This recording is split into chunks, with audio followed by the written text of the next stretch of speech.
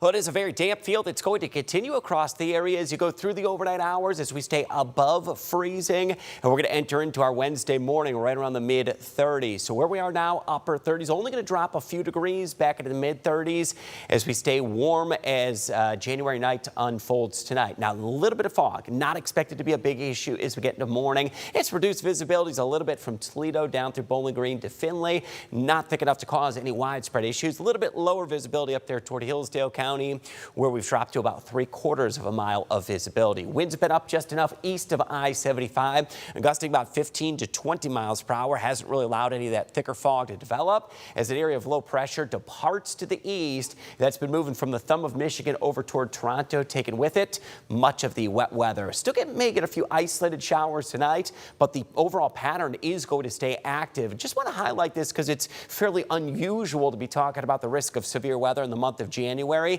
Not expected for our area, but later Friday across the mid-Mississippi River Valley, there is a risk of strong to severe storms as we get a clash of an air mass turning from warm weather to cooler conditions into the upcoming weekend. Now, what we're looking at here, it's a map that depicts areas that are going to be above average as we go through this week, and it's the eastern 2/3 of the United States.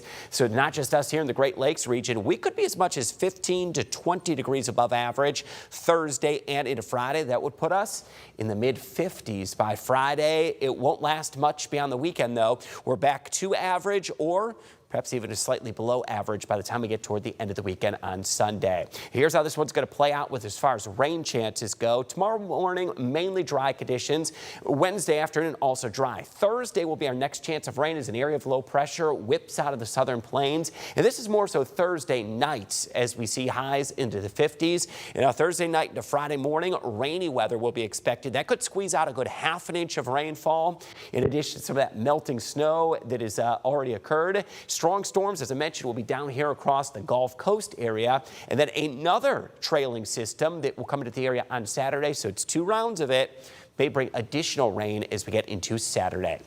There's a look at the rain hour by hour. We're looking at most spots right around ½ to 3/4 of an inch of rain. A few isolated spots could get close to 1 inch of rain by the weekend. Patchy fog tonight, isolated showers down to 34, so we'll stay above freezing tonight. We're in the 40s for highs as we get into Wednesday. A gloomy day with a couple peaks of sunshine late in the day as we go through the afternoon. 10-day forecast is 52 for Thursday. Rain chances late Thursday night into Friday. 54 for Friday.